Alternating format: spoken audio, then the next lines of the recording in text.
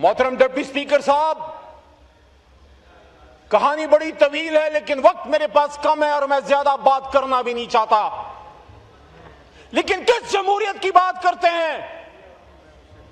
اس جمہوریت کی بات جس نے اپنے ملک کے ایک سب سے بڑے ہیرو اور نوجوانوں کے، بزرگوں کے، سب کے مشترکہ رہنما کہ جب عالم اسلام میں لوگ نظر اٹھا کے دیکھتے ہیں تو ان کو چند ہی چہرے نظر آتے ہیں۔ مجھے تو پتہ ہے جلال چودھری صاحب، آپ مجھے دیکھ رہے ہیں، مجھے افسوس ہے، میں نے ہمیشہ ان چیزوں کے خلاف بات کی ہے، بلکہ جب ہماری جماعت ون پیج پہ تھی 2016 میں میری سپیچ آن ریکارڈ ہے، یہاں شیروانی پہن کے میں نے ایک سپیچ کی تھی جہاں میں نے کہا تھا، جس پہ مجھے اپنی جماعت سے بھی باتیں سننی پڑی تھی، یہ وہ زمانہ تھا جب میاں صاحب کے خلاف پاناما کا کیس چل رہا تھا۔ اتنا میں بتا دوں، میں نے اس وقت یہ کہا تھا کہ پاکستان ایک سیاسی کارکن، ایک قانون دان، ایک مسلمان رہنما نے، قائد اعظم نے قائم کیا۔ ہم نے کیا کیا؟ کب تک ایک دوسرے کو زندانوں میں ڈالتے رہو گے؟ اللہ کے ولی، ایک ایسا فورن منسٹر ہماری حکومت میں نہیں، آپ کی حکومت نے، جس نے ریون ڈیمس کے قتل عام کے خلاف امریکہ کو اس نے بھی نو کہا، آج وہ شاہ محمود کہاں پہ ہے؟ آج وہ ڈاکٹر یاسمین راشد کہاں پہ ہے جس نے پنجاب کی ماں، بہنوں، بچوں کو اپنی ماں کی طرح سینے سے لگایا، کورونا میں بچایا؟ آج وہ اصل شیر پنجاب عمر سرفراز چیمہ، جو میری جماعت کے لیے بھی ایک سبق ہے، عمران خان کے لیے بھی، کہ اپنے وفاداروں کو عہدوں پہ لگاؤ، وہ 6 مہینوں میں کر گیا۔ عمر چیمہ وہ پنجاب کا بہادر سپوت جو باقی کرائے کے لوگوں نے 4-4.5 سال میں نہیں کیا تھا، وہ کدھر ہے؟ آج ویل چیئر پہ بیٹھا ہے، اپنے لیڈر سے وفا کی قیمت چکا رہا ہے۔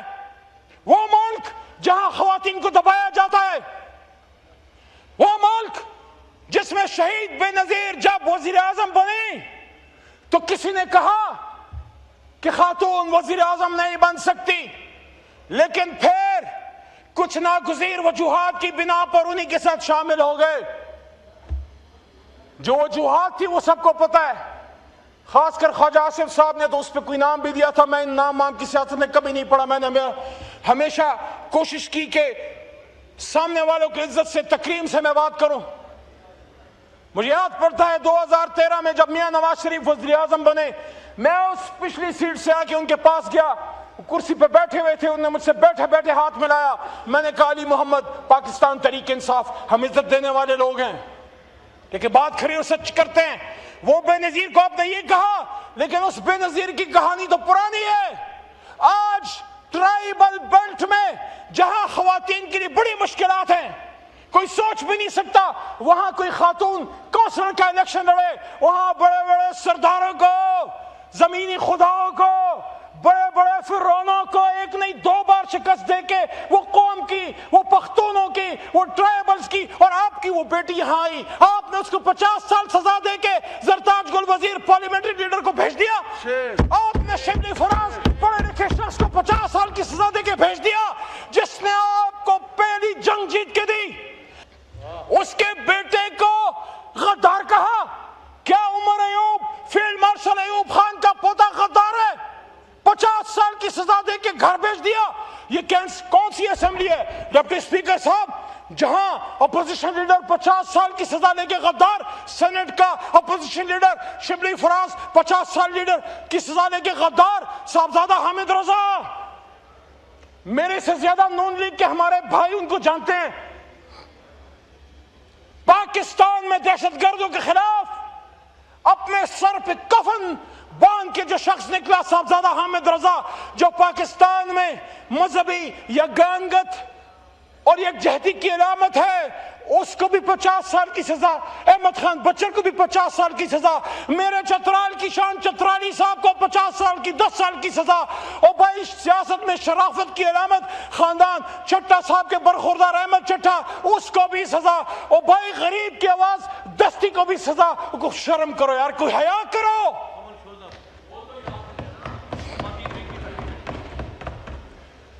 آج غریب کی بڑی بات کی جاتی ہے, آج مزدور کی بڑی بات کی جاتی ہے. ڈپٹی اسپیکر صاحب, آپ متوجہ ہیں, دل سے سن رہے ہیں نا؟ اے چاند یہاں نہ نکلا کر, بے نام سے سپنے دکھلا کر, اے چاند یہاں نہ نکلا کر, بے نام سے سپنے دکھلا کر. یہاں الٹی گنگا بہتی ہے, اس دیش میں اندھے حاکم ہیں, نہ ڈرتے ہیں نہ نادم ہیں, نہ لوگوں کے وہ خادم ہیں. ہاں ہے یہاں کاروبار بہت, ہاں ہے یہاں کاروبار بہت, اس دیش میں گردے بکتے ہیں. کچھ لوگ ہیں علی شان بہت, اور کچھ کا مقصد روٹی ہے. اے چاند یہاں نہ نکلا کر.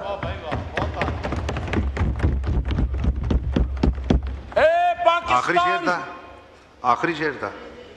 آئیں اس معاملے کو سمیٹتے ہیں, آئیں ڈپٹی اسپیکر صاحب اس معاملے کو سمیٹتے ہیں, اور آگے کا راستہ پھر کون دے گا؟ آپ دو گے, میں دوں گا, شہباز شریف صاحب دیں گے, یا عمران خان دے گا؟ نو, آگے کا راستہ سرکار دو عالم حضرت محمد مصطفیٰ دے کے چلے گئے. آؤ فتح مکہ ماڈل پہ جائیں. میں بس 1 منٹ میں کلوز کرتا ہوں. فتح مکہ ماڈل کیا ہے؟ جب یہ الیکشن ہوا 16 فروری 2024 کو میں اپنے لیڈر جناب عمران خان کے پاس گیا, میں عامر ڈوگر صاحب اور سردار لطیف خان کھوسا. میں نے جان کے ایک بات کی, تب میاں صاحب کی حکومت نہیں بنی تھی, میں چاہتا تھا کہ پولیٹیکل کلوجر ہو, کوئی سیاسی انتقام کی فضا ختم ہو. جو بھی حکومت بنے ایک ایسی حکومت بنے جو پاکستان کے سیاسی ناسور انتقام کی آگ پہ وہ مرہم رکھے. تو میں نے عمران خان سے کہا, خان صاحب آپ نے پچھلے سال یعنی 2023 کے رمضان میں آپ سے پوچھا گیا کہ خان صاحب کیا فتح مکہ ماڈل کی جو پالیسی ہے اس پہ آج بھی بلیف کرتے ہیں کہ اگر آپ اقتدار میں آ گئے تو انتقام نہیں لیں گے؟ خان صاحب نے مجھے مسکرا کے کہا کہ علی نہ صرف یہ, بلکہ میں تو تمہیں یہ کہتا ہوں کہ ہمارے نبی پاک صلی اللہ علیہ وسلم کی سنت پہ عمل کر کے ویسٹ نے ساؤتھ افریقہ اپنے ملک کو کتنا آگے لے گیا. پہلی بار پاکستان کی سیاست میں عمران خان نے مجھے یہ کہا کہ جاؤ باہر کہہ دو ٹروتھ اینڈ ریکنسیلیشن کمیشن سے جس طرح ساؤتھ افریقہ گیا ہم بھی جا سکتے ہیں. آؤ سچ بولیں, اور سچی بات کریں. ہے ہمت, کر سکتے ہو. اگر وہ نہیں کر سکتے تو آپس میں بیٹھ تو سکتے ہو. آپس میں بیٹھیں. آفر آئی تھی محترم شہباز شریف صاحب کی جانب سے, وہ کہتے ہیں تو ادھر ادھر کی نہ بات کر, تو ادھر ادھر کی نہ بات کر, یہ بتا قافلہ کیوں لٹا. مجھے رہزنوں سے گلا نہیں, تیری رہبری کا سوال ہے. میں اپوزیشن لیڈر کو بھی کہوں گا, ان کی خالی کرسی ہے, آپ کو کسی بڑی اور مقصد کے لیے نہیں, ایک مقصد کے لیے عمران خان نے اپوزیشن لیڈر بنایا کہ یہاں یہ سیاسی ماحول ٹھیک ہو, عمران خان اور باقی اسیران باہر آئیں اور آزاد شفاف الیکشن ہو.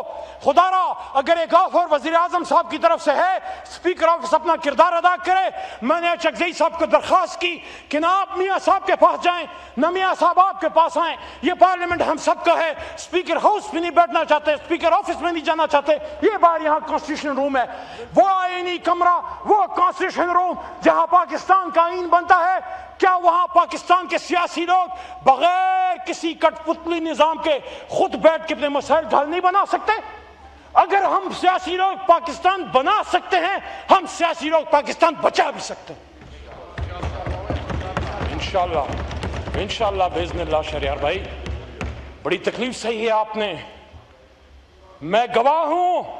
وہ شخص جو یہاں کھڑے ہو کے شیر کی طرح گرجتا تھا پاکستان کی خاطر, اس کو تو چھوڑو, اس کی گھر والی اس کی بچیوں کے ساتھ جو ہوا, مجھے اپنی جیل کا دکھ نہیں, لیکن جب میری 85 سالہ ماں اڈیالہ جیل آئی, وہ پہلے ایک دکھ جیل چکی جب 71 کی جنگ میں اپنے بھائی میجر محمد علی کو 3 سال بھارتی جیل میں انہوں نے برداشت کیا. جب وہ محمد علی واپس آئے, ان کا والد فوت ہو چکا تھا, اپنی قبر پہ ملاقات ہوئی میرے ماموں میجر محمد علی خان کی.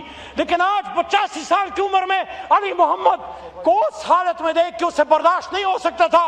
لیکن اس بوڑھی ماں نے مجھے وہاں بھی کہا کہ اپنا مورچہ لڑائی میں خالی نہ چھوڑنا. لیکن میں اپنے ان بچوں کو کیا جواب دیتا؟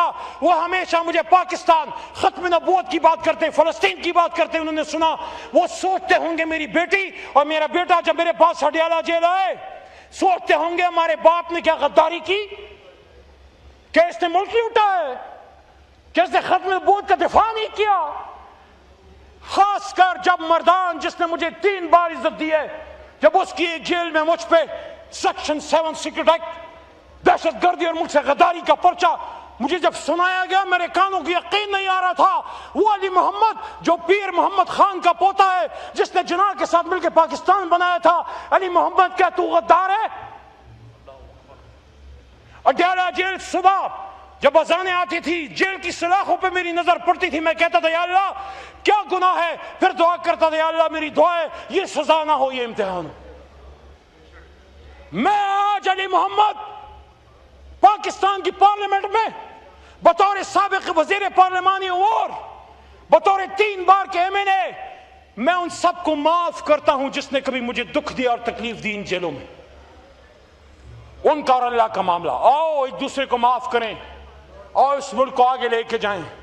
آؤ اپنی قوم کو ایک راستہ دیں. اور اس طرح کے بجٹ سے کبھی کام نہیں بنے گا. جب عمران خان صاحب باہر آئے، میاں صاحب سے بھی درخواست ہے، اگر میری بات سن رہے ہیں، 3 بار کیا آپ وزیر اعظم ہیں، تاریخ نے آپ سے بھی انصاف نہیں کیا، ہر بار آپ کو جانا پڑا. آپ بھی 70 سے اوپر ہیں، خان صاحب بھی 70 سے اوپر ہیں، شہباز صاحب بھی 70 سے اوپر ہیں، محترم مولانا صاحب بھی 70 سے اوپر ہیں. جو ہمارے پیچھے 25-30 سال کے لڑکے ہیں، ان کو کون سا پاکستان دے کے جا رہے ہو آپ لوگ؟